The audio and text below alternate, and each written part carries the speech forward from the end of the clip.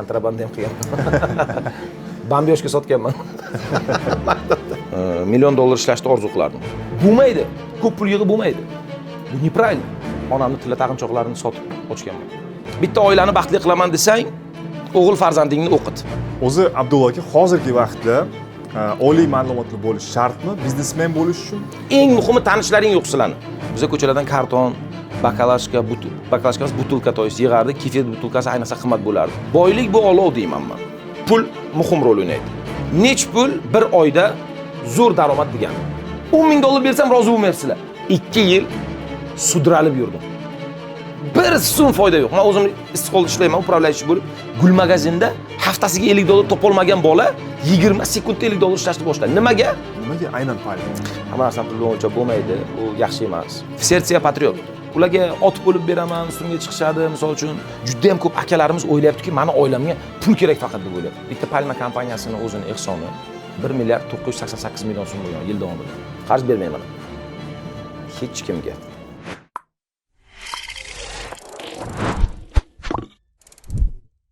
Men Abdulla Bahramov bugun navbatdagi treningga keldik. International School talabalari bilan, o'quvchilar bilan birgalashib juda ham maroqli vaqt o'tkazdik. Men International Schoolga bu imkoniyat uchun rahmat aytmoqchiman. Talabalarga esa, ukalarimizga esa minnatdorchiligimni bildirmoqchiman. Men bilan 1 soat chidab berganlari uchun. Sizlarga rahmat.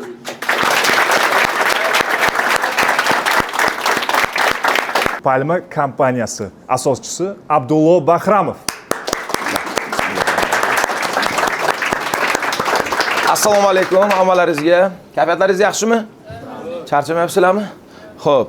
Kimning kayfiyati yaxshi bo'lsa, agar bitta ko'rsatkich barmog'ini ko'rsatsin qani? Bu ko'rsatkich emas-ku bu. Mana ko'rsatkich barmoq. Hayollaring qayda sizlarni? Hayol qayerda? Nima bo'lyapti sizlarga? Aka, xushyor bo'linglar, qaymi? Boshlaymiz ha? Kayfiyatlar ko'tarildimi? Zo'r, davayt boshlaymiz. Bismillahirrohmanirrohim. Abdulla aka, yaxshi kelib oldingizmi? Rahmat. Ko'p kutilmagan holda sizga birdan savollarga o'tamiz. Zo'r. Davayt. Abdulla aka, bugun ertalab uyg'onganingizdan so'ng birinchi fikringiz nima bo'ldi? Zo'r. Bugun to'g'risi o'zi ertalab uyg'onmadim. 1 soat oldin uyg'ondim. Sababi o'zi ertalab kirib keldim uyga, soat 7 atrofida.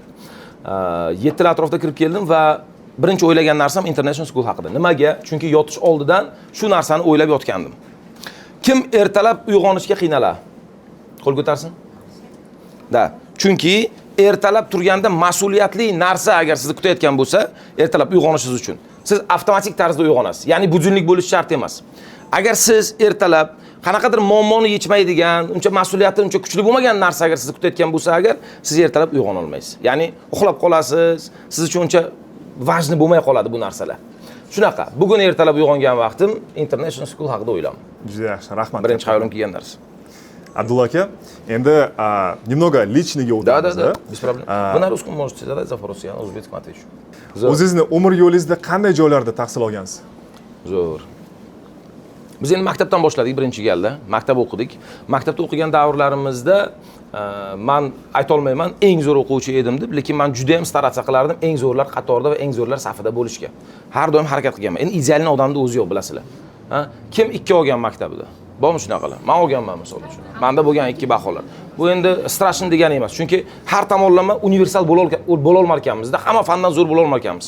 Va maktabda o'qidik, qanaqadir joylarda 2 oldik, qaysidir joylarda 5 oldik va o'rta va o'rtadan yuqorida yurdik. Undan keyin ingliz tilini o'rganishga harakat qildik biz ham, chunki o'sha vaqtlar juda ham muhim edi va hozir juda ham global darajaga chiqib ketgan ingliz tilini o'rganish. Ingliz tilini o'rganib repetitorga bordik, ustozlarimiz bor bu bo'yicha. Biz ham o'qidik, lekin taqdir taqozosi bilan o'qishimni davom ettira olmadim.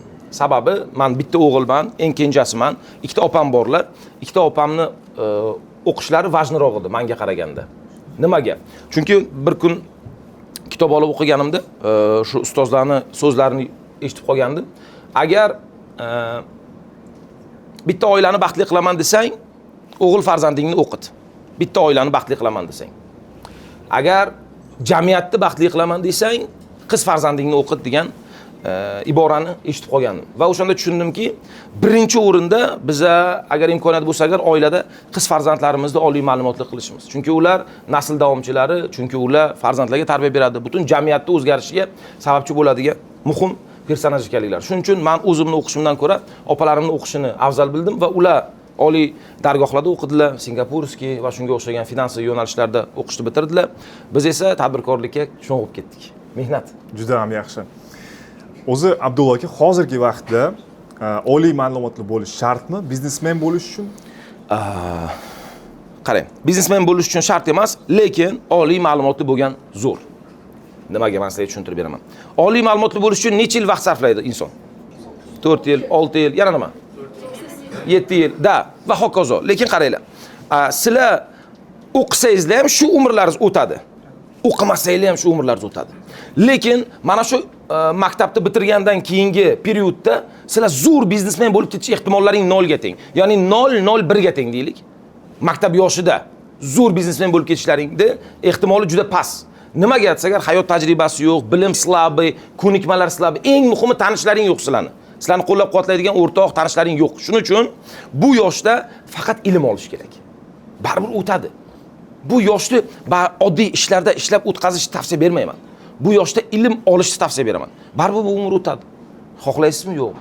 Shuning uchun ilm olish kerak, institut o'qish kerak, oliy ma'lumotli bo'lish kerak. Institutda diplomi uchun emas, birinchi navbatda diplom uchun emas. Birinchi navbatda siz tanishlar orttirishingiz uchun kerak o'zi. Eng birinchisi. Institutni bitirgan yoshlarda katta qismi, ya'ni 25-30% katta lavozimlarda ishlaydi va katta yutuqlarga erishadi. Sizlarning ertaga bizneslaringiz, hayotlaringiz zo'r bo'lishi uchun eng kerakli bo'lgan narsa atrofingizdagi insonlar. Sizni biladigan insonlar. Bu juda muhim. Mana hozir misol uchun o'rtoqlar o'tiribdi, jo'ralar, tanishlar o'tiribsizlar misol uchun. Har birlaringiz nechtadan inson taniysizlar mana shu yerda? Kamida 5 ta inson taniydigan odam qo'l ko'tarsin-da. Kamida 5 ta inson taniydigan, kamida 5 ta inson. Endi tasavvur qilinglar. Mana shu siz hayotingiz zo'r bo'lib ketdi-yu, katta biznes qurdingiz yoki bitta katta korxonani direktori bo'ldingiz. Atrofingizga kimni ishga olasiz? Ishonchli insonlarni olasizmi? Tanigan, bilgan, ishonchli insonlarni olasizmi? Veriyatningiz kattaki, mana shu yerda birga o'qiganlar katta lavozimda ishlayotgan o'rtog'ining yoniga qo'shiladi. Tushunyapsizlar? Shuning uchun o'qish dargohlari kerak. Oliy o'quv yurtlari shuning uchun kerak. O'qishga kirgan vaqtingiz siz insonlarni ko'rasiz, o'rtoqlaringizni ko'rasiz, ularni farqlay bilasiz, qanchalik talantli bilib qo'yasiz. O, mana buni zo'r talanti bor ekan, miyangizga olib qo'yasiz. Mana buni sotuv bo'yicha zo'r talanti bor ekan, mana bu o'qish bo'yicha zo'r. Keyin direktor bo'lganingizda qaraysiz, qaysi tomonim slabi mani? Men matematikada sal slabroqmanda, falonchi o'rtog'im bor edi. Mana shu matematikadan kuchli edi deysiz, uni taklif qilasiz ishga, yoningizga. Finansist bo'lib, misol uchun, finansiy direktor bo'ladi. Yana bitta o'rtog'ingiz misol uchun переговорlar bo'yicha misol uchun bo'ladi. Mana shunaqa qilib yig'iladi. Ya'ni universitet, institut juda muhim, vaqt baribir sarflaysiz. Vaqt o'tkazgandan ko'ra prosta o'qiganingiz ma'qulroq. Abdulla aka, o'z haqingizda gapiradigan bo'lsak, o'zingiz bolaligingiz yoki yoshligingizda qanday yorqin bir eslagan narsangiz bormi, bironta eslaydigan yorqin xotira? Da, men eng yorqin xotiralardan bittasi bu hech qachon esimdan chiqmaydi. Bolalik emas, endi yoshlik davrlarimda bu 16-17 yoshlarim, 18 yoshlarim atrofida edi. Men $1 million ishlashni orzu qilardim. Bu meni yoshim uchun biz o'sha vaqtlar 2 xonali uyda yashardik. Opalarim, men, ayam uchalamiz, to'rtalamiz. $1 million ishlash orzusi bor edi va bu narsa meni atrofimdagilarni meni ustimdan kulishiga bitta tema bo'lasdi. Har doim. Brian Tracy'ni bitta kitobida o'qigan edim. O'shanda yozilgandiki, sen agar katta orzular qo'ygan bo'lsang agar, bu orzularni shunaqa bir qog'ozga yozki va bu qog'oz har doim ko'z oldingda bo'lsin. Har doim ko'rib tur bu qog'ozni. Va men nima qilgandim? Biz meni kravatim bor edi, yotoqda. Kravatimning ustiga katta qilib yozdirgandim. До 2020 года я заработаю $1 million deb yozgan. Va kim kelsa uyimizga, qo'shnilarmi, qarindoshlarmi shu yozuvni ko'rardi, kulardi. Ustimdan kulardi. Ayamga aytardi: Oysha opa, o'g'lingiz juda bir xayolparast zo'r bo'ladi, lekin молодец deb qo'yadi. Juda xayolparast bolachada, u yozganini qarang, молодец, lekin молодец deb prikol qilardilar. Men ustimdan. Bu chunki nerealniy narsa edi. Men u $500 ham ishlab topmardim u vaqtlar. Endi $1 million bu aqlga sig'maydigan gap edi o'sha davrlar uchun. Natijaga erishish uchun, biror bir natijaga erishish uchun qanaqadir fantastik bir holat yuz berish shart emas. Natija hammasi yaratgandan. Biz shunchaki harakat qilishimiz kerak. Men buni misoliga bitta rivoyat aytib bermoqchiman sizlarga. Sulaymon alayhissalom bir kuni navbatdagi jangdan qaytayotgan vaqtlari bir necha ming qo'shinlari bilan Bilasizlar, Sulaymon alayhissalomga shunaqangi bir dar berilganki, u butun insu jinslar bilan, hayvonot olami bilan, hamma bilan gaplashib olgan. Nafaqat insonlar bilan, butun olam bilan gaplashib olgan, hayvonot olami bilan gaplashib olganlar. Shu jangdan qaytayotganlarda, u kishi boshda ketyaptilar, bunga qarasalar, chumoli o'zidan bir necha barobar katta toshni sudrab ketayotgan bo'ladi, chumoli. Chumoliga savol beradilar, "Ey chumol, nima qilyapsan?" deydilar. Chumol aytadi, "Mana bu tog'ni deydi, ko'chirmoqchiman" deydi. Katta tog'da aytadi. Sulaymon alayhissalomga kulib yubordilar. Aqlarlar kulib yubordi. Nimaga deydilar? "Meni yaxshi ko'rgan mahbubam bor shu tog'ning orqasida. Shuni visoliga yetishim uchun mana shu tog'ni ko'chirishim kerak" deydi. Yana qaytib kulib yuboradilar. "Imay qara" deydilar. "Men insonman, necha barobar sendan kattaman, lekin bu tog'ni ko'chirish men uchun aql bovar qilmas narsa. Meni kuchim yetmaydi bu tog'da. Sen mendan necha barobar maydasan. Seni aqling bormi?" deydilar, kuladilar ustida. Shunda chumoli bir gapni aytadi. Sulaymon alayhissalom u kishi payg'ambar. Sulaymon alayhissalom chumolning ustidan kuladilar-yu, aytadilar, "Men sendan necha barobar kattaman, menga bu imkonsiz narsa. Sen qanaqa qilib buni qilmoqchisan?" deb kuladilar. Shunda chumol bir gap aytadi. "Qara Sulaymon" deydi. "Men bu narsani qila olamanmi yoki qanaqa qilib qila olaman bilmayman" deydi. Lekin yaratganning va'dasi bor. Sandan harakat, sen faqat harakat qilishing kerak. Natijasi mendan. Inson qanaqa qilib bo'lishini bilmaydi, qanaqa qilib qilish kerakligini bilmaydi, lekin harakat qilish kerak. Yaratganning va'dasi bor. Bir g'oya keldimi insonning ongiga, demak uni kuchi yetadi va butun salohiyati yetadiki, shuni amalga oshirish uchun. Bejizdan bejiz bermaydi Xudoyim. Va natijasi Xudodan deydi. Sulaymon alayhissalom uni eshitadilar, badanlar bijirlab ketadi. Keyin aytadilarki, minglab qo'shinlarga aytadilarki, tog'ni ko'chiringlar deydilar. Bir necha haftada o'sha tog'ni ko'chirib tashlaydilar, bir nuqtadan ikkinchi nuqtaga. Xulosa nima? Maydagina chumolicha aql bovar qilmas orzu qilgan edi. Nima qildi? Prosta harakat qildi. Aql bovar qilmas edi, u aqlga sig'maydigan ishni o'ylagandi. Lekin bu sodir bo'ldi. Qanaqa qilib? Sulaymon alayhissalomning bir necha minglik qo'shinlari yordamida. Bu nima bo'ldi desa agar, natija bizdan emas, bizning qo'limizda emas, hech birimizda. Natija yaratgandan. Biz nima qila olamiz? Faqat harakat qilishimiz kerak. Bu nima degani? Sen orzu qilma degani emas. Inson istalgan orzuni qila olishi mumkin. Istalgan orzuni qilsa bo'ladi. Muhtaram yurtboshimiz, prezidentimiz, badavlat oiladanmi? Ha? U kishi shunaqa ministrlar oilasidanmi? Yo'q, oddiy inson u kishi. U kishi zominmi? Zominni bir qishloqdan chiqqan oddiy sizlarga bizga o'xshagan yigit bo'lganlar vaqtida. Adashmasam irrigatsiyani tugatganlar universitetda. Prezidentlar hozir. Elon Musk aqlga sig'maydigan ishlar qilyapti. Raketa uchirib, yana qaytarib olib kelib yerga qo'ndiryapti. Aqlga sig'maydigan, u nerealniy narsa edi, u aqlga sig'maydigan narsa edi.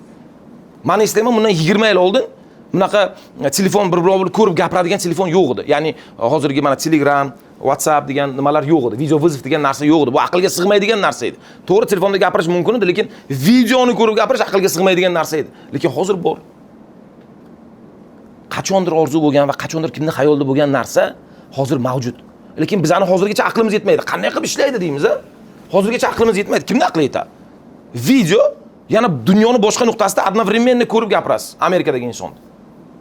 Men haligacha aqlim yetmaydi. Lekin bu bor. Qanaqa qilib yaratgan? Men aytmoqchimanki, agar orzularingiz bo'lsa, kattaroq qilaveringlar. В итоге 2020-yil 1 million dollar ishlayman dedim. Ozginagina kech qoldim. 2021-yili ishlab topdim birinchi 1 million dollarimni. Hayot mo'jiza ekan. Любой narsa bo'lishi mumkin ekan. Faqat natija Xudodan. Shunaqa? Juda qiziqarli. İlk marta o'zingiz ishlagan va pul topgan holatni eslay olasizmi? Da. Biz yosh edik, biz maktab davrida o'qirdik va o'rtoqlarim bilan o'sha vaqtda endi kompyuter chiqqan davrlar edi. Bu 2006-yillar endi kompyuterni igrilar chiqqan davr, GTA degan, Counter Strike degan o'yinlar endi paydo bo'lgan vaqtlar. Juda ham nima edi, aktiv edi o'sha vaqtlar. Va biz nima qilib bo'lmasin pul topib o'sha kompyuterda o'ynashimiz kerak edi. Biz ko'chalardan karton, bakalashka, butulka to'yis yig'ardik. Kefir butulkasi ayniqsa qimmat bo'lardi. Butulka va karton yig'ib sotardik. Makulatura bilan unaqa sotardik-ku, pul qilasdik. O'sha vaqtda eng qiyin davrlarimiz edi bizning hayotimizda. O'rtoqlarim borib shu pulga kompyuter o'ynardi. Men uyga non yoki biror narsa olib borishga harakat qilasdim. faqatgina tomosha qilardim, ular bilan kirardim, ular o'ynaganini tomosha qilardim, kompyuterda o'ynaganini va qolgan puliga men uyga produkt olib borardim. Birinchi o'shandan pul ishlab topganman. Undan keyin esa ko'p ishlar qilganman, bu kameraga aytadigan emas, kontrabanda ham qilganman. Bambyoshka sotganman. Maktabda. Bozordan borib bambyoshka olardim, maktabga kelib bambyoshka sotardim. Zvonok bo'lishi bilan sinfimizda oldi o'g'il bolalarga to'lib ketardi. Shtushni bambyoshka faqat men sotardim maktabda. Portfelimning ichida to'la bambyoshka bo'lasdi. Chiqishimga ham anaqani oldida maktabda nimasini sinfimda tagida juda ham ko'p bolalar yig'ilardi. Bambyoshka sotardim. Bu ishni qilmanglar. Iltimos bu ishni qilmanglar. Yoshlik bo'lganda. Yo, nima qilmaganingizda ham baribir oilangiz uchun, uyingiz uchun qilgansiz-da. 100%. Da. Saqlashing. Abdulla aka, biznesga endi sekin-asta kirib ketamiz. Вот. Palma juda ham katta kompaniya, men bilaman, даже Amerikada ham ochgansizlar, to'g'rimi? Filialimiz bor. Qachon ochgansizlar o'shani? Hop, buni 2022-yil ochilgan. Palmadagi New York filiali, uni franshiza qilib sotganmiz biz. Baxtiyor akam o'shani ochganlar, o'sha hozir ishlatyaptilar o'sha. O'zimizni odamlarimizdan, to есть O'zbekistondan chiqqan odamlarimizdan tashqari yana zakaz tushadimi boshqa odamlardan? Da. Yoqda ham bor. Shunaqangi bir nima, o'sha Amerikani o'zida o'sha inglizlar, amerikanistlar, to есть ular ham zakaz qilishadi. Unaqa ko'p emas, no, bor shunaqa zakazlar. Chunki ular bu narsani bizani hayotimizda yaxshi o'rgangan amerikanistlar bo'ladi-ku, ular shuni zakazini qiladi. Juda yaxshi. Yaxshi. Endi qanday qilib biznesga qadam qo'ydingiz? Shu sizni bunga nima undaladi? Mana shu yerda nima borda? Tonkiy nitda ko'rinmaydigan bir joy bor. Agar shuni o'tkazib yuborsangizlar, u sizlarga yomon narsa olib keladi. Ya'ni boylik nima deb savol bersangizlar menga, boylik bu olov deyman men. Ya'ni qanaqa? Agar sen undan to'g'ri foydalansang, u senga ovqat pishirishga yordam beradi. U senga isinishga yordam beradi. U senga yorug'lik beradi. Ha? U juda ham ko'p foydali tomonlari bor. Olovdi. Agar uni переборщить qilsang, agar uni kontrol qila olmasang, u seni o'zingni yoqib yuborishi yoki bo'lmasa eng katta zo'r holatda seni kuydirib qo'yishi mumkin. Boylik xuddi shunaqa narsa. Boylikni orqasidan quvib, istinani yo'qotib qo'ymasliklaringizni men istardim. Haqiqiy istinani. Ya'ni nima? U kuni Rahimberdi domla ustoz bilan gaplashyapman, bordim yonlariga Toshkentga. U kishi aytayaptilar, "Abdullo, men deyaptilar, Qibrayga bordim, bir boyvachcha chaqirdi men deyaptilar. Boy inson. Juda badavlat inson chaqirdi. Aytayaptiki, bitta ustoz meni deyapti, xotinimga, bolalarimga bir nasihat qiling. Bular umuman bir o'zgarib yomon bo'lib ketyapti" deb aytdi. O'tirdim, nasihat qilyapman, xotini tushunmaydi deydi. Jalba qilyapti deydi. Keyin o'g'liga aytdim, 20 yoshli o'g'li bor ekan. O'g'lim, "Bu ota-onangga gapirsang bo'lmaydimi? Dada, aya bunaqa qilmanglar, aql yashaylik. Sizlarsiz menga hayot yaxshi emas" deb nasihat bersan, o'g'il sifatida sen ham katta bo'lib qolding desam, o'g'ilning javobiga qarang. Men nima deyman endi, bular katta odam bo'lsa, o'zlari biladi hayotini deyapti. Ya'ni befarq. Nima bo'lsa bo'laversin ota-onamga.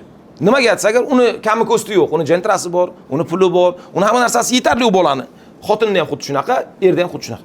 Endi ustoz nima deyaptilar, qaranglar. Bu inson o'sha boyvachcha. Umrini davlat boylik orttirishga sarflagan va eng xafa tomoni butun umrini, butun fokusi faqat pulda bo'lgan. Endi erishdi pulga. Nima bo'ldi? Oilasida muammo bor. Da. Bu degani boylik yomon degani emas. Yo'q, boylik yomon degani emas. Boylik bu boylik shunaqangi narsaki, boyni aytganda olovday bu. Uni kontrol qilish kerak. Sizlar butun fokuslaringizni boylikka berib, haqiqiy baxtni yo'qotib qo'yishlaringizni istamayman. Nimaga bu gapni aytyapman? Nima uchun bu gapni aytyapman? Qaranglar, itok. Men juda ham ko'p qarindoshlarim bor. Meni o'zimning shaxsan qarindoshlarim Koreyada, Yevropada va hokazo davlatlarda ishlaydilar. Men ularga savol beraman, nimaga ishlayapsizlar yoqda desam, agar baxtli bo'lish uchun deydilar. Qanaqa baxtli bo'lish uchun? Agar shu uy qilish uchun, joy qilish uchun, lekin vitogi oilasidan uzoqda qiynalyaptilar ular. Ular istinni baxtni yo'qotib qo'yyaptilar. Men shuni istamayman. Endi xulosaga kelamiz. To'g'ri aytdingizlar. Pul muhim rol o'ynaydi. Boylik muhim rol o'ynaydi. Lekin unga erishishning yo'li bor. Ikkita yo'li bor, всего лишь. Ikkita yo'li bor boylikka erishishdi. Birinchisi talantni orqasidan. Talant. Farqi yo'q siz qaysi sohadasiz. Talantingiz bo'lish kerak o'sha sohada. Instagramda kim ko'ryapti? Misol uchun bir необычный oddiy narsalarda ham prosmotrlar million bo'lib ketgan. Oddiy ish qilyapti bo'lmasam. Oddiy narsa qilyapti. Taxtachadan bir nimani yasayapti, aytaylik, bir nimani upakovka qilyapti, o'sha odam millionlab prosmotr bo'lib ketadi.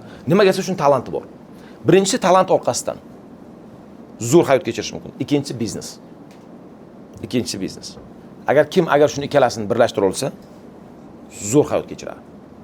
Zo'r hayot kechiradi. Biznes bilan talantni birlashtira olsa agar zo'r hayot kechiradi orzudagidek. Mana aytyapsizlar-ku, mana biznes qilmoqchiman deyapsizlar-ku, u ilm orqasidan bo'ladi. Talant esa inson o'zini istinasini tushunishi orqasidan bo'ladi. Talant. Qaranglar, savolimga javob beringlar. Samarqandda nechta kardiolog vrach bor? Ya'ni yurak doktori bor. Nechta? Ikkita. Yo'q, yaxshilar. Общий nechta bor? 100 dan ortiq. Da, 100 dan ortiq. Lekin yaxshilari nechta ekan? Nima uchun? Nima qolganlari zo'r emas? Talant. Молодец. Chunki bo'ynaga o'sha ikkita odam o'zini faqat talanti bilan shu sohaga kirgan. Qolganlar yaxshi yashayman, pul topaman deb kirgan o'sha sohaga. Ularning maqsadi pul topish faqat. Ularning maqsadi o'sha talantni o'zini yaxshi ko'rgan ishini qilish emas. Mana shu narsani qilmasliklaringizni men so'rayman sizlardan. Ya'ni pul topish uchun IT sohasiga kirmanglar. Pul topish uchun o'qituvchi bo'lmanglar. Pul topish uchun yana va hokazo ishlarni qilmanglar. O'zlaringizni qiynamanglar. Nima qilasizlar yomon ko'rgan ishlaringni ishlab? Nima qilasizlar? Men sizlarga savol beraman. Nech pul bir oyda zo'r daromad degani? $1000, $2000 yetadi insonga yaxshi yashash uchun. $1000. Zo'r, 5000 dan ziyod. Zo'r. Zo'r. Nech pul? Примерно fikrlaringizni aytinglar. $1000, $1,500. Yana nima? 2000, zo'r. Qancha bo'lsa shuncha yaxshi. Okay. Примерно nech pul o'sha qancha bo'lsa shuncha yaxshi degani? $5-6 ming. Zo'r. $10,000 qanday bir oyga? $10,000. Shoshmanglar. $10,000 zo'r deganlar qo'l ko'tarsin-da. $10,000 zo'r deganlar bir oyga topish. Хорошо. Endi savol bermoqchiman sizlarga. Sizlarni bitta maydagina xonachaga tiqaman. 2 ga 2 xonacha. Yerda faqat yotib bo'ladi, turib bo'ladi, bo'ldi. Va oyga $10,000 berishga tayyorman sizlarga. Faqat 10 yil chiqmaysizlar yo'q. 20 yil chiqmasdan ishlaysiz. Har oy $10,000 dan beraman. Nimaga? Yo'q, u 2 ga 2 xonacha u. Chiqmaysiz u xonadan. Hech qayerga chiqmaysiz. Rozi bo'lasizlarmi? O'zing yoqtirmagan ishni tanlash mana shu bilan barobar degan. Tushunyapsizlarmi? Pul topishing mumkin, ha, o'zing yoqtirmagan ishlar, lekin u xuddi qamoqxonaga o'xshaydi. Tasavvur qilsan, yoqtirmagan odam bilan kelib har kuni ko'rishish yoqadimi? Ha? Sizlarda bo'lganmi hech maktablaringizda juda ham yoqtirmagan insonlaringiz bo'lganmi sizlarning? Ha? Endi tasavvur qilinglar, shu bilan bitta kabinetda o'tirish qanchalik azob. Kimga yoqmaydi shu? Неприятно. Endi tasavvur qilinglar, xuddi qamoqxonaga boryapsizlar, nadziratsiya bilan ko'rishgandek gapda. Sizlar yoqtirmaydigan ishda ishlash bu mana shu bilan barobar. $10,000 bersam rozi bo'lmayapsizlar. Nima qilasizlar o'zlaringni u sohaga urib? Yoqtirmasanglar nima uchun kerak bu narsa sizlarga? Sizlar yaxshi ko'rmasanglar bu narsani. Men sizlardan iltimos qilaman. Shunchaki pul uchun har xil sohalarga kirmanglar. Bir oyda boyib ketasan, 3 oyda boy bo'lib ketasan, bizani xonaga kelsang mamnun bo'lib ketasan, yo'q. Endi yaxshi ko'rgan ish nima deb savol bersanglar, men sizlarga oson variantini aytaman. Yaxshi ko'rgan ish insonni o'zi xohlab qilgan ish. Yana nima? Sizlar versiyalarsiz qanaqa? Zavq olsa, zo'r. Zavq olsa, o'zi qilgan ishidan. Specialist va o'zini ishini ustasi motivatsiya bersa, zo'r. Zo'r. Qanday qilib topsa bo'ladi bu ishni bilasizlarmi? Zo'r. Endi men sizlarga aytaman, zo'r, moshni. Faqat men sizlarga versiyasini aytaman, ustozlarimizdan o'rgangan versiyam. Ya'ni qaranglar. Bu ish shunaqa ish bo'lsinki, sizlar bepul ishlashga tayyor bo'linglar. Просто bepul qilishga tayyor bo'linglar. Menga shu interes, men bepul mana shu yerda ishlashga tayyorman deng. Путешествие? Круто? Да, тоже можно сделать, да. Да. Есть люди. Люди все думают, что для путешествия нужны большие деньги. Нет, оказывается, вот блогеры делают. Без денег они путешествуют. Без денег они это делают. Nimaga? Chunki yaxshi ko'radi. Biz chet elga chiqishimiz uchun katta pullar sarflaymiz. Yaxshi ko'rgan odam esa yo'lini topyapti. Bepul putешествие qilishdi. Chunki u yaxshi ko'radi-ku. Qidiradi lokatsiyalarni, arzon joylarni, bepul joylarni, osonroq narsalarni qidirib topyapti-da u. Sizlarning havaslaring keladi, lekin sizlar qila olmaysizlar. Nima uchun? Chunki sizlarga u sizlarning ishlaring emas u chunki. Kim narsaga qobiliyati, talanti bor, kimdirda esa yo'q. Buni принимать qilish kerak. Tushundinglar? Masalan, iltimos qilaman. Yoqtirmagan ishlaringga kirmanglar. 10 ming dollar beraman desa ham, u xuddi qamoqxonada o'tirish bilan barobar yoqtirmagan ishni qilish. Abdulla aka, o'zimda bitta savolim tug'ildi. Siz Palmani kompaniyasi, katta o'z kompaniyani ochgansiz. O'sha davrda nimaga aynan shu sohani tanlagansiz o'zingiz? Zo'r. Qaranglar. Men sizlarga o'xshab biznesmen bo'laman dedim-da. Keyin bitta o'rtog'im keyin meni qiziqtirdi. Gul sohasiga kirsang, vashcha zo'r ekan dedi. Bitta rozan dedi. 1000 so'mdan olasan dedi o'sha vaqtlar. 5000 dan sotsa bo'lar ekan, tasavvur qil debdi. Haqiqatan boryapman, magazinga kiryapman, 5000 haqiqatan rozan. Optimga boryapsiz, Toshkentga 1000 so'm. Haqiqatan shunaqa. Men deyapman, "Vau! Boyib ketaman." Всё deyapman. "Я уже знаю, чем заняться", deyapman. "Я открою свой первый цветочный магазин". Давай deyapman. 2014-yil. Tars magazin ochyapman. Qarzga. Boyib ketaman deyapman. Zo'r bo'lib ketaman deyapman. Вообще dahshat bo'lib ketaman deyapman. Hay, buni keyinroq davom ettiramiz. Ochaman deyapman. Spetsialistlar yo'q, o'zim hech narsani tushunmayman. Qarindoshlarimni olyapman. "Menga qara, sen bekor yuribsanmi? Ha, bu yoqqa kel, kel. Kim yana bekor? Sen bekorsan. Sen 3 ta qarindoshimni bekor qarindoshlar yosh yigitchalar olyapman. Tak gul yasash bilasizlarmi? Yo'q. Bilish shart emas. Meni ham qilasam, mana qilasam bo'ldi. Tamom, u o'ylash shart emas deyapman. Oldim, qildim. Men o'ylaganchalik oson emas ekan u. Odamlar shunchaki senga pul bermar ekan. Buni men musur deyapti. Odamlar kelyapti. Shunga pul beraman deyapti. Buket. Juda xunukda u. Juda ham xunuk. U haqida o'zim olmayman-da, u ketdi. Chunki spetsialist emasmiz biz. Men pul uchun kirdim-ku sohaga, lekin men bilmayman. 2 yil sudralib yurdim.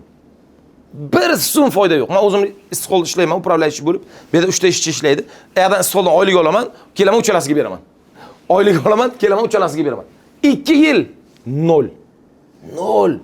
Hech narsa yo'q. Mana shunaqa napla o'tiribmiz-da unaqa. Mana shunaqa turibmiz. Keyin o'yladim, nima qilsam bo'ladi? Nima qilay? Kim aytdi? "Abdulla, sen nimani yaxshi qilasan?" Menga Xudoyim oratorskiy dar bergan. Ya'ni men talentim bor. Men gapira olaman. Men odamning ko'ziga qarab, nima mendan eshitishni istayotganligini bilaman. Shunaqa imkoniyat bergan Xudoyim menga. Men aytdim, demak, shunaqa bo'ladigan bo'lsa, sen o'zing dastavka bilan shug'ullanishni boshla. Dastavka bilan shug'ullanishni boshladim. Dastavka bilan shug'ullanishni boshladim, chet eldan zakaz oldim, onalarning oldiga borardim. Onajon, o'g'lini o'ylasdim. Nima eshitishni xohlayapti shu ona? Eshitishni istagan narsasini aytardim. O'g'li sizni juda yaxshi ko'rar ekanlar. Sog'ingan ekanlar. Shunaqa afsuslanyaptilar hozir yoningizda emasliklaridan. U kishi aytdilar. O'g'illari hech nima aytmagan menga. U kishi aytdilar.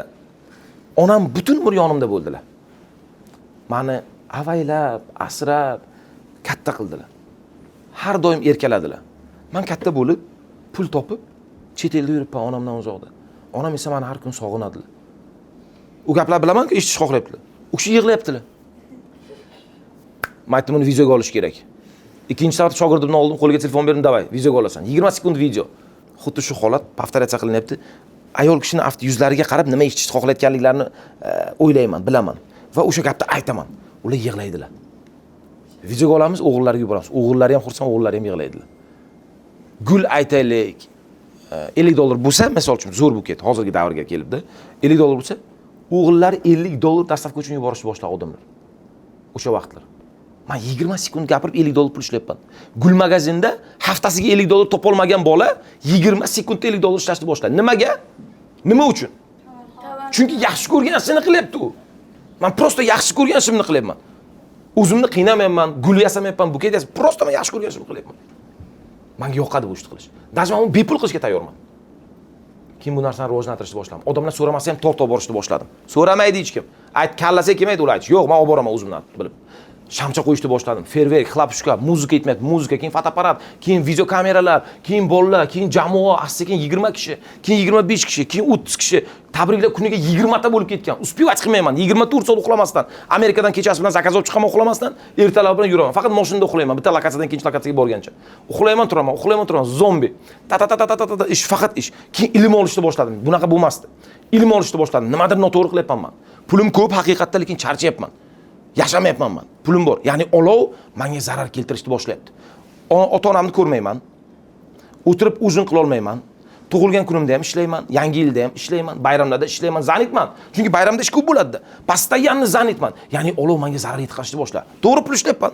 Ko'p ishlayapman kuniga. Juda ko'p pul ishlayapman. No menga zarar keltiryapti u. Men sezyapman, u meni yeyapti olov asta-sekinlik bilan. Men aytdim, nimadir qilishim kerak, bilim yetmayapti. Bilim olishni boshladim, treninglar, kitoblar, o'zimni ustida ishlashni boshladim. Bu narsani kompaniya darajasiga olib chiqishim kerak edi. Keyin shogird olishni boshladim, o'rgatishni boshladim, bolalarni olishni boshladim. Ya'ni bitta pulni, hamma pulni o'zing yesang noto'g'ri u. Uni bo'lish kerak uni. Keyin bo'lishni boshladim pulni, jamoani kengaytirishni boshladim. 70 ta, 80 ta, 100 ta, 150 tagacha chiqdi xodimlarimiz soni. Tinimsiz ishlashni boshladik, respublikaga tarqalishni boshladik. Moshinda kompaniyalarimiz moshinlar ko'payib borishni boshladi, bolalar ishlashni boshladi. Va bu olov menga zarar emas, meni yeb tugatib emas, menga foyda keltirishni boshladi. Men natijaga erishdim. Va xursandman bundan. Shunaqa. Rahmat. Juda yaxshi. Ismiga keladigan bo'lsak, aynan palma. Nimaga aynan palma? Bir necha yil prosta gul magazin bo'lgan u. Gullar deb yozilgan bo'lgan. Men nazvaniyasini o'sha davrda ham faqat marketing sohasida ilm olasdim. Bitta treningga borganimizda Toshkentga 2012-yil u kishi aytdilar, agar bironta magazin ochmoqchi bo'lsang, bironta kompaniya ochmoqchi bo'lsang, shunaqangi ism nazvaniya qo'yki, uni 7 yoshdan 70 yoshgacha bo'lgan inson ayta olsin. Qanaqa qiyin ismlar bilasizlar mana shaharda? Felicita deydi misol uchun. Yo international bu aytish juda oson. Ya'ni international degan so'z bor-ku bizda. Shu bilan nima bu? Yordam beradi bir-biriga. Shunaqa qiyin ismlar bor, hamma ham ayta olmaydi. Men Ressa misol uchun, falonchi u sложно. U narsalarni aytish, ba'zi magazinlarni ko'raman, nazvaniyasini aytish qiyin-da, juda ham. U kimni esda qoladi u. Ammo shunaqa nazvaniya topishim kerak ediki, juda qisqa, hammani esda qoladigan va dunyoning любой nuqtasida bir xil smysl bersin. Chunki Colgate brendi Ispaniyada yo'q. Nimaga desa, ispanchasiga Colgate degani samoubiyство degani ekan. Shuning uchun ba'zi davlatlarda bizani so'zlarimiz qanaqadir so'kinish bo'lib qolishi mumkin, bizning brendimizdagi so'z. Shuni ehtiyot bo'lish kerak dedilar. Ko'p o'yladim, palma degan nazvaniya keldi. Ya'ni kimdir lola dedi, kimdir siren dedi, kimdir roza degan nima nazvaniya qo'ydi dedi, kimdir yana ayollarda ismini qo'ydi dedi, menga tavsiya berdi. Yo'q, men shu palma deganga keldim, chunki bu narsa bu gul magazin emas. Kim buni gul magazin deb biladi o'z palmani? Hech kim. Chunki meni niyatim gul magazin emas edi. Meni niyatim nimadir katta narsa qilish edi. Va yaratganga behisob shukr. Asta-sekinlik bilan qilib kelyapmiz. Nazvaniya shundan kelib chiqqan. Ya'ni ilm olishni orqasidan nazvaniya qo'yganman. Juda tez esga qoladigan. Oilani gapiradigan bo'lsak, oila bilan biznesni qanaqa muvozanat, to есть time plan bo'ladi-yu. O'sha soat planini qanaqa qilasiz? Например, oilaga qancha vaqt и biznesga qancha vaqt sarflaysiz? Zo'r aytdingiz-da. Mana sizlarda balki bu narsadan muammo bo'lmasligi mumkin hozircha. Lekin menga точностini aytishlaringiz kerak. Sizlar qilayotgan ishni ba'zi vaqt qo'llab-quvvatlamaydigan ota-onalaringiz bormi? Ya'ni menda ham ba'zida shunaqa bo'lardi. Men misol uchun bironta ish qilayotgan bo'lsam yoki o'qishga bormoqchi bo'lsam yoki bironta bir mana bunaqa bir soha bilan shug'ullanmoqchi bo'lsam, ota-onam qarshi bo'lganlar. Qarshi bo'lasizlar. Kimda shunaqa? Ozgina qarshiliklar bo'ladi. Yoki bo'lmasam, yakshanba kuni to'yib uxlamoqchisiz, uyquga to'ymoqchisiz, ota-onangiz barvaqt turg'izadilar. Nima qilyapsan? To'g'ri, hamma yomon avnaqalar bilan salga negativ bilan turg'izadilar, uyg'otadilar. Qo'lingdan bir ish kelmaydi, ish qilsang bo'lmaydimi degan nimalar aytadilar. Men sababini aytaman sizlarga. Aslida ular bizani yomon ko'rganlardan emas. Aslida biza nepravilno vaqtimizni boshqarayotganligimizdan shunaqa bo'ladi. Biza ota-onamiz bilan o'tirib ovqatlanishimiz yoki ular bilan bitta xonada o'tirishimiz, ular bilan vaqt o'tkazishimiz deb o'ylaymiz. Aslida unaqa emas. Ular bilan bitta xonada o'tirish, ular bilan vaqt o'tkazish emas. Ular bilan suhbatlashish, ularda ishda nima bo'lganligini bilish, sizning hayotingizda nimalar kechayotganligini tushuntirishgina ular bilan o'tkazilgan vaqt hisoblanadi. Ular kimni ota-onasi hali bolasan deb hisoblaydi. Ichidan aytmaydi, ichidan. Hali bolasan deb hisoblaydi. Ya'ni hammaniki hisoblaydi. Kimlarnikidir bor-ku, siz bilan maslahat qilmaydi, gaplashmaydi, qanaqadir nasihat qilmaydilar. Nimaga? Bizada ayb. Ularning ishlari haqida, ayjon u kun mana bunaqa holat bo'ldi. Sizdami qarindoshimiz bilan yoki mana bunaqa ko'chada mana bunaqa holat bo'ldi. Men o'ylayman, mana shu salgan noto'g'ri bo'ldi. Chunki agar mana bunaqa bo'lgan bo'lsa, mana bunday bo'lardi, to'g'ri bo'lardi deb isbotlab bersangizlar, 2-3 marta. Ular bunday qaraydi, bolam katta bo'lib qopti. Demak, bu bilan men отчитываться qilishim kerak уже bolam bilan. Chunki ularning miyalarida biz nechadir yoshdagi bolachamizda hali ham. To'g'ri, hammamiz ota-onamiz uchun biz bolamiz. No, ular biz bilan qanaqadir sohalarda maslahat qilishlari uchun biz ularga isbotlab berishimiz kerak. To'g'ri isbotlab berishimiz kerak. o'zimizning nazariyamiz bilan mana bu narsa sal noto'g'ri bo'ldi deb o'ylayman, buni bunday qilsak yaxshiroq bo'lardi, mana maslahat to'g'risida qancha suhbatlashishni boshlaysizlar-ku ota-onalaringiz bilan, ular sizlarni yaxshiroq tushunishni boshlaydilar, qo'llab-quvvatlashni boshlaydilar. Sizlar ba'zi vaqt ishlaringizda aya men mana bunaqa qilmoqchiman deysizlar-ku, ular qarshi chiqadilar. Yo'q, unaqa emas. Isbotlab berish kerak. Ayjon, mendan mana bunaqa niyatim bor. Men bu niyatimga yetish uchun mana bu narsani qilishim kerak ekan. Bunga kelishim uchun buni qilishim kerak ekan. Menga shuncha ruxsat bering, men shundan boshlay hozir. Chunki istinani bilyaptilar-ku, istina nima ekanligini. Istina nima istayapsizlar sizlar? Ular qarshi bo'lmaydilar. Ba'zida mana bu harakatni qilmoqchi bo'lasizlar, mana bu narsa menga kerak deysizlar, nima kerak deb urush tashlaydilar. Qaytaradi. Chunki istinani bilmaydilar ular. Istinani tushuntirib, ular bilan suhbatda bo'lish kerak. Suhbatda bo'lmasanglar muammo tug'iladi. Endi bizani yoshimizda, men o'zi uylanganman, 3 ta farzandim bor. Bizada yana qanaqa muammo bor? Bizada umr yo'ldoshimiz, farzandlarimiz, opa-singillarimiz, ota-onamiz, do'stlarimiz, hamkasblarimiz. Menda juda ko'p bunaqa vaqt ajratishim kerak bo'lgan insonlar. Sizlarda hali juda kam bular. Sizlar chunki o'zlaringizni paydo qilayotgan, o'zlaringizni ya'laringizni paydo qilayotgan davrdasizlarda. Ertaga mana turmush qurganlaringizdan keyin, oilali bo'lganlaringizdan keyin bu juda ham qiyinlashadi bu. Meni o'zi proyektlarim bor, 5 ta yo'nalishda men ish faoliyati olib boraman. Ulardan birinchisi shu Palma biznesimiz. Undan keyingisi Asos, ya'ni onlayn o'quv platformasi bor, Instagramda bor, agar obuna bo'lib qo'ysangizlar bo'ladi, juda foydali yoqda. Undan keyin Toyona bitta bizani programma kashf qilganmiz, programma yaratganmiz. Hali dunyoda yagona unaqa programma. Unaqa programma yo'q, analoglari yo'q umuman. Telefonlaringiz bo'lsa agar skachat qilib qo'yishlaringiz mumkin o'zlaringiz uchun. Ya'ni bu nimaga kerak bo'ladi agar kimdir bayram qilmoqchi bo'lsa, to'y qilmoqchi bo'lsa, aylaringiz yubileylari bo'ladigan bo'lsa agar o'tirgan joylaringizda nech pulga sizlarga tushishi hisoblab olasizlar o'sha programma orqali. Ya'ni butun O'zbekistondagi restoranlar bor, butun O'zbekistondagi san'atkorlar bor, butun O'zbekistondagi video ishchilar va hokazo. Sizlarning aqllaringga kelmaydigan insonlar hammasini dannisi o'sha yerda. Bitta platformada. Ularni topsangizlar bo'ladi. Bu platforma 3-chi biznesimiz, yo'nalishimiz, 4-chi yo'nalishimiz bizani Nasiya savdo, ya'ni Vikup deydi. Vikup bilan shug'ullanadigan katta biznesimiz bor, bir necha yildan beri ishlaydi. 5-chi shug'ullanadigan yo'nalishim bu kasbim. Tabrikchiman. Mana shu bizneslardan tashqari o'zimning kasbim ham bor. Ya'ni hozirchadan chiqaman, tabrikka ketishim kerak. Tabrikka boraman. Bu uzilmas qismi. 5 ta yo'nalish, oilam, do'stlarim hammasini bir xil olib ketayotganim sababi hayot balansi degan formulani o'zim uchun yaratganman. Oilangiz bilan bir kunda qancha vaqt o'tkazasiz? Zo'r. Oilam bilan menda formula bor, spetsialniy formula. Umr yo'ldoshim bilan haftasiga bir marta vaqt o'tkazaman. Ya'ni bu nima degani? O'tirib prosta ovqatlanish uyda hamma bilan birga o'tirish emas. Immindan uni olib chiqaman ko'chaga. Immindan u uchun vaqt ajrataman. Yakkama-yakka. U faqat men bo'ldi. Bolalarimiz emas, ota-onam, opa-singil, jo'ralarimiz emas. Faqat men. Ikkalamiz yolg'iz haftada bir marta. Bu formula.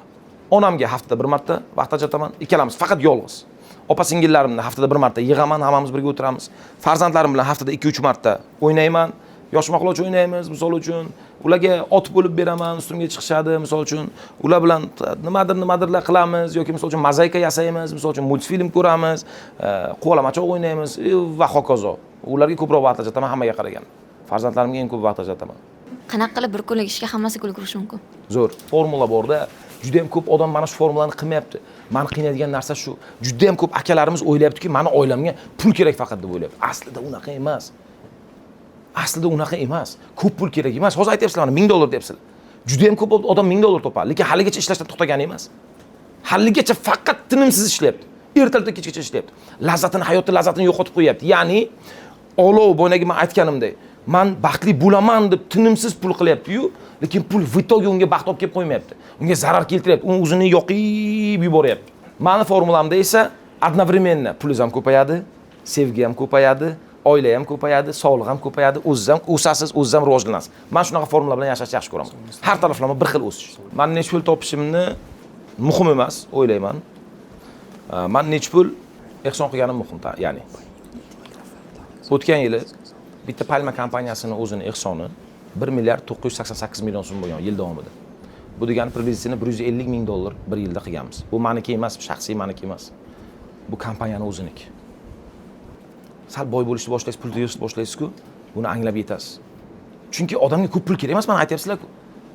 Ko'p pul kerak emas. $5,000 vaqtcha yetib ortadi bitta oilaga. Undan ortig'ini nima qilasiz? U zarar keltirishni boshlashi mumkin sizga. To'g'ri ishlatmasangizda, tushunasizmi? Uni uyda saqlayverasiz-ku, u xuddi olovda. Uyda olovni saqlab bo'ladimi? Yo'q, uyda olovni saqlash kerak faqat gaz darajasida, paydagina. Sen uyingni isitsin, ovqat pishirishga yordam bersin, yorug'lik bersin, bo'ldi. Undan ziyodini uyingda saqlama. Undan ziyodini tarqat. Xodimlarga ber, ular ham uyini yoritsin, kompaniya yarat, ko'p pala odamlar undan kelib isinsin. Katta ishlar qil. Bu olov bu pul. Buni to'g'ri boshqarish kerak. Agar faqat hammasini kelib uyga yig'asan-ku, uying yonib ketadi. Bo'lmaydi. Ko'p pul yig'ib bo'lmaydi. Bu nepravильно. Masalan, ota-ona menga aytadi-da, maqsadlaring haqida hech kimga aytma deyishadi. Chunki odamlarga qizig'i yo'q deyishadi, masalan, yoki o'sha maqsadingga erisha olmay qolish mumkin, to'sib bo'lishi mumkin. Misol uchun siz aytyapsiz, maqsadlaringizni aytyapsiz yoki biz aytyapmiz maqsadlarni. Bu haqida qanday fikrni bildira olasiz? Maqsadlarimizni aytishimiz shartmi aslida? Zo'r. Buni ikki xil darajasi bor-da buni. Bu narsaning ikki xil darajasi bor. Ya'ni men hozir aytgan maqsadlarimni qanday qilishimni aytganim emas. Hech kim bilmaydi buni qanday qilishimni. Bu narsani protsessini bilmaydi. Lekin vitogisini biladi, vitogisini. Buni aytishim menga yana ham mas'uliyat beradi. Qilishim kerakligi haqida o'zimga eslataman. Ya'ni men hozir biron kishi sizlarga o'zim mana shu narsani aytdim-ku. Garo beraman. 99% insonda esda qolmaydi meni maqsadim. Men garo o'ynayman sizlar bilan. Lekin menga yana ham qonimga singishni boshlaydi u maqsad. Men bilan yuraveradi, preslедовать qilaveradi meni. Bu birinchi yo'li. Endi ikkinchi tomoni bor. Men bu narsani siz aytgan, mana onangiz aytgan, to'g'ri aytganlar. Bu narsani sal yaxshiroq yo'lini o'ylab topganman. Qanaqa? Kimda shunaqa bo'ladi? Biron narsa sotib olgisi keladi.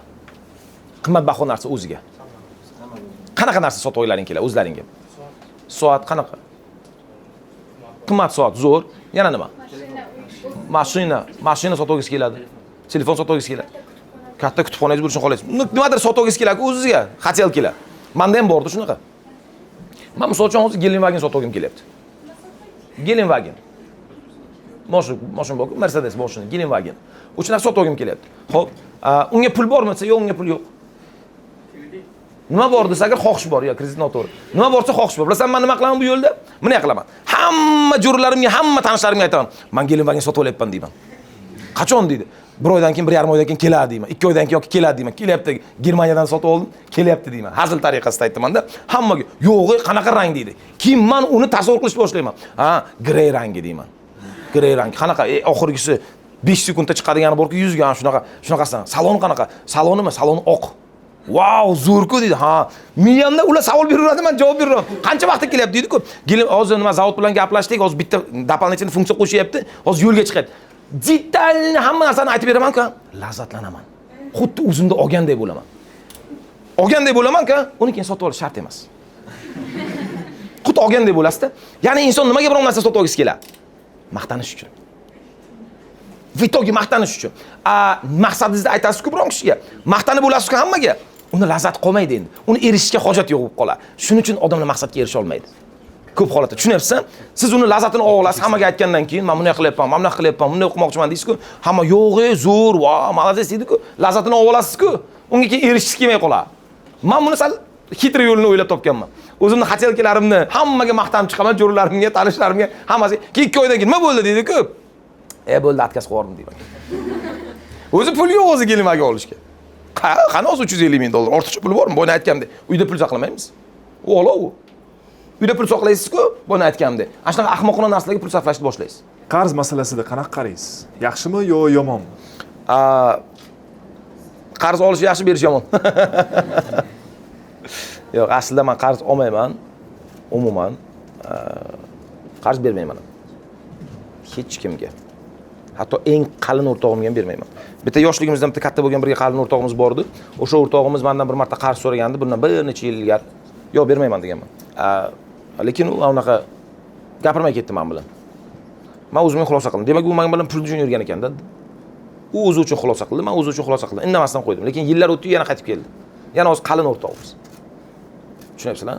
Agar o'sha vaqtda men berganimda, qarz berganimda u qaytarib bera olmasdi, aniq. Keyin o'rtoqligimiz uzilardi, lekin hech qachon qaytib kelmasdi bu. Qaytib do'st bo'lmasdik. Shuning uchun nima degani aytsak, ikkita yo'li bor. Qarz berishdan oldin yoki puldan kechib, voz kechib berish kerak. Kerak emas, qaytarishing shart emas deb.